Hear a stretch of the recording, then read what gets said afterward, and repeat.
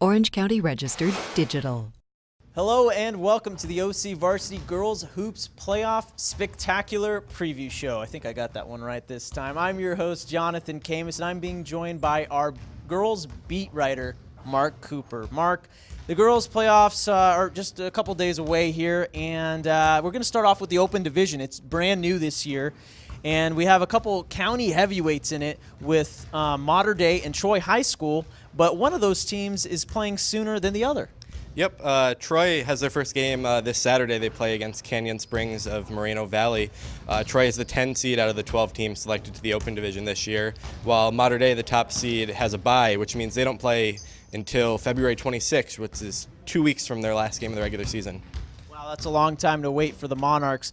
Handicapping their chances, I mean, Mater Dei is perennially one of the best teams in the nation all year. How do you like Mater Dei and Troy going into this one? Mater Dei should be able to get to at least the finals. Their coach, Kevin Kiernan, wasn't very happy that they have 2 weeks to rest, but one of their starters, Nia Odom, has a sprained ankle, so this will help patch her up.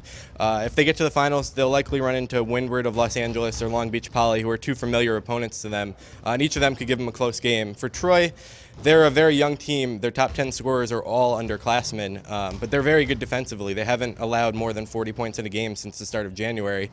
I think they can win a game or two, but they'll run into Windward in the quarterfinals, and that might end their chances. All right, like the stats from the new guy over here, Mark Cooper.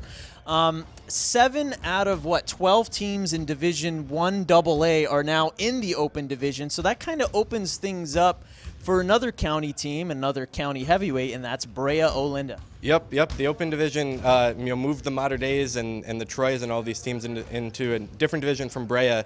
So Brea is the 7 seed in 1AA, and they're really kind of peaking at the right time. They beat Foothill and they beat El Dorado in the last couple weeks to surprisingly win the Century League. Their sophomore point guard Riley Richardson is climbing up the ranks among the best point guards in the county, and without a powerhouse team in 1AA, if they get hot, they can run through. Yeah, they're getting hot at the right time. I saw them recently, and they look like Brea. Some other county teams here, Mark. Who do you like going into the playoffs? Some favorites in their respective divisions.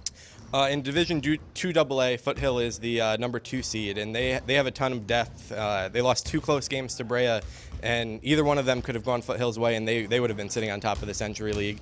And same for El Dorado in 2A. They lost in the final 30 seconds of the game to Brea last week and cost them the championship. And they have maybe the best 1-2 punch in the county in Brooke Salas and Jalen Jones.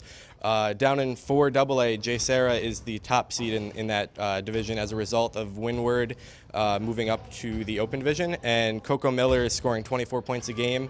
Their best post presence, Megan House, missed a couple weeks with a concussion, but played their last few games of the regular season and assimilated well, so they're the favorites in that division now. All right, our thanks to Mark Cooper. Tons of great information there, Mark. We really appreciate it. And make sure to come back next week and check out OCVarsity.com, where we'll handicap the next round of the girls basketball playoffs. Check out OCVarsity.com, where we've got you covered. Orange County Register. We are here in the service of Orange County.